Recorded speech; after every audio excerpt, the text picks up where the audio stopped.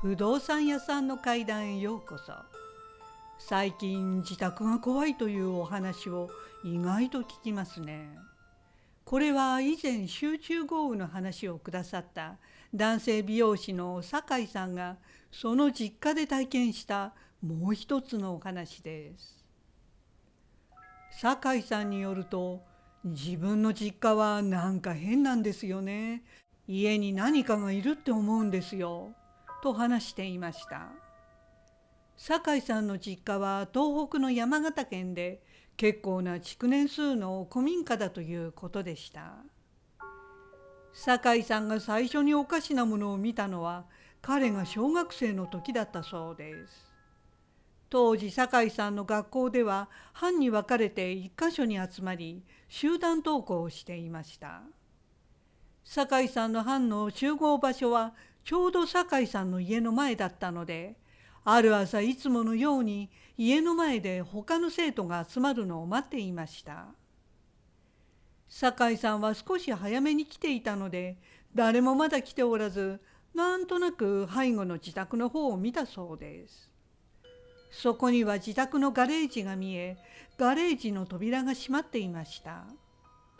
その扉にはガラスのはめ込みの窓があり、中の車がガラス越しに見えていました。すると一瞬そのガラス越しに黒い人影がガレージの中をスーッと横切ったのが見えました。酒井さんは中に誰かいると思いました。そこで近づいてみるとガレージの中はシーンとしています。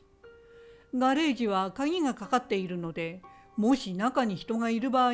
家の中に上がっていくか、中から外に出るはずですが、しばらくしても人影は一向に出てくる様子はなく、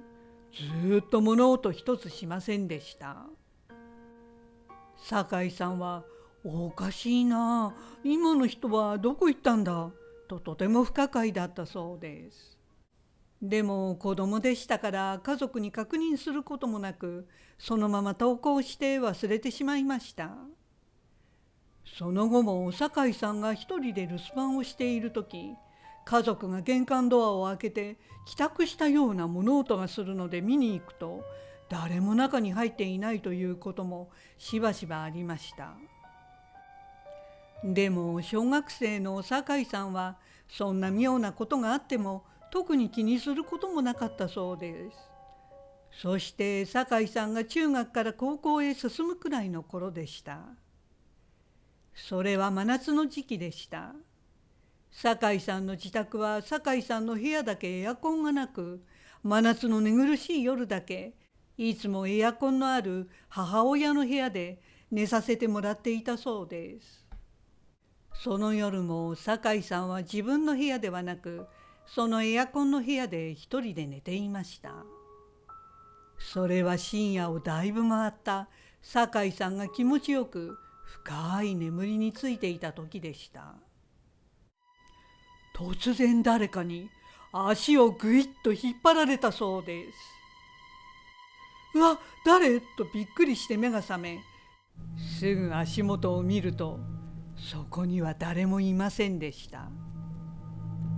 酒井さんはあれ夢かなとその時は思いました。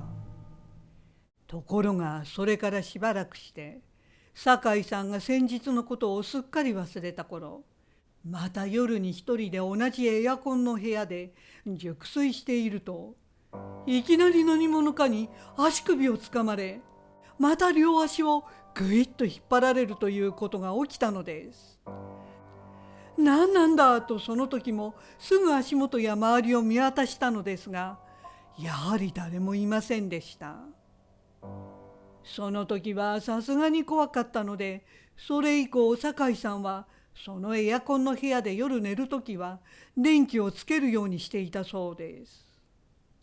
でもなぜこんな奇妙なことが起きるのか気になった酒井さんはいろいろこの足を引っ張られる現象を調べてみると、おそらく就寝中に筋肉の収縮が起きるのが原因らしいという記事を見つけました。寝ている最中に足がつることがありますが、ある意味それに近い生理的な現象のようでした。それで幽霊に引っ張られたんじゃなくて、そういう体の反射なのかと少し違和感はありましたが、自分を納得させ、それ以降酒井さんはあまり気にしないようにしたそうです。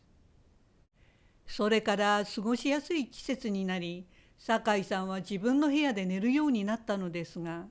その後は足を引っ張られる現象はなくなりました。それから月日は流れ、酒井さんは東京の専門学校に通うことになりました。そして最初の夏休みに山形に帰省した時でした。酒井さんはまたエアコンのある部屋で寝ることにしたそうです。するとその深夜のことでした。酒井さんが一人でぐっすり寝ていると、また誰かがいきなり酒井さんの足を引っ張ったのです。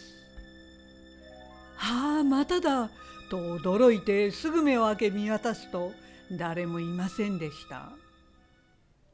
以前体験した以降、実家の自分の部屋でも東京の下宿でも全くこの現象がなかったので、酒井さんはすっかり油断をしていました。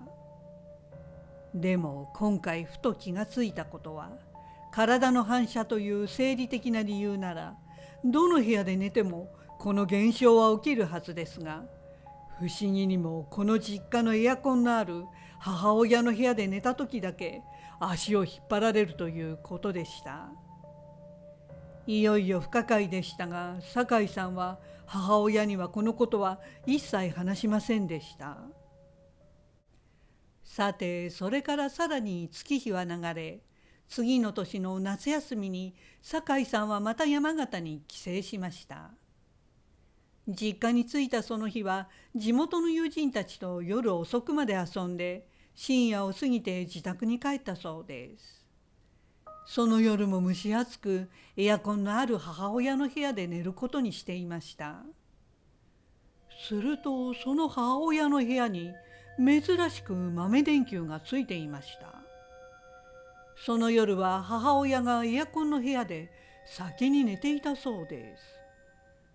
それを見て酒井さんは、自分が夜電気をつけて寝る習慣を母親は知っていたので、自分のために一番小さい豆電球をつけっぱなしにしといてくれたのかなとふと思ったそうです。そして次の日の朝、酒井さんは母親に、お母さんはいつも夜部屋を暗くして寝るけど、昨夜はどうしてオレンジの豆電球をつけて寝てたのと何気に聞いてみました。すると母親は、電気つけてないと怖くてと答えたので、酒井さんはびっくりしました。母親はそういう何かを怖がることは絶対言うような人ではなかったので、どうしたのとさらに聞くと、母親は、夜に寝ていると誰かに急に足を引っ張られるからというのでした。そしていつの頃からか、多分酒井さんが東京に行ってから一人でこの部屋で寝ると足を引っ張られるようになったということでした。それを聞いて酒井さんは鳥肌が立ちました。そして自分にも同じことが起きたと初めて打ち明けました。やっぱり自分の勘違いではなく、部屋では足を引っ張られるという説明のつかないおかしなことが起きるのだと確信したそうです。それから数日後、東京に戻る3日前のことで、その夜も友人と出かけてかなり遅くに実家に帰りました。酒井さんはすぐには寝ないで、一人1階のリビングルームで休んでいたそうです。すると誰かが2階からギッギッギッと階段を降りてきて、廊下を歩くタッタッタッという足音が聞こえました。こんな夜中に誰かなと酒井さんはふと廊下に顔を出してみたそうです。でも薄暗い廊下はシーンとして誰もいませんでした。酒井さんはトイレに入ったのかなと思い、トイレを確認しに行くと、中の電気もついてなく真っ暗で、誰も入っていませんでした。おかしいなぁと釈然としないまま、酒井さんはその夜は寝たそうです。その次の日、酒井さんは起きてすぐに祖母がいたので、昨夜の足音のことを聞いてみました。すると祖母は、昨日の夜は2階には誰もいなかったよというのです。昨夜は酒井さんの母親は外泊で、同居のおじも夜勤だったので、実家にはその祖母以外誰もいなかったということでした。それを聞いて酒井さんは、今まで漠然としていたものが確信に変わったそうです。その後、酒井さんは母親に、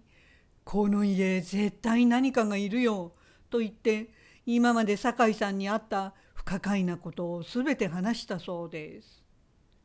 すると普段はこういった幽霊の話は全く相手にしない母親が、そういるのよとポロッと言いました。酒井さんはその母親の言葉にゾッとしました。酒井さんの母親もあのガレージで作業をしていると、家には自分しかいないのに、誰かが階段をバタバタ上り下りする音が聞こえるということでした。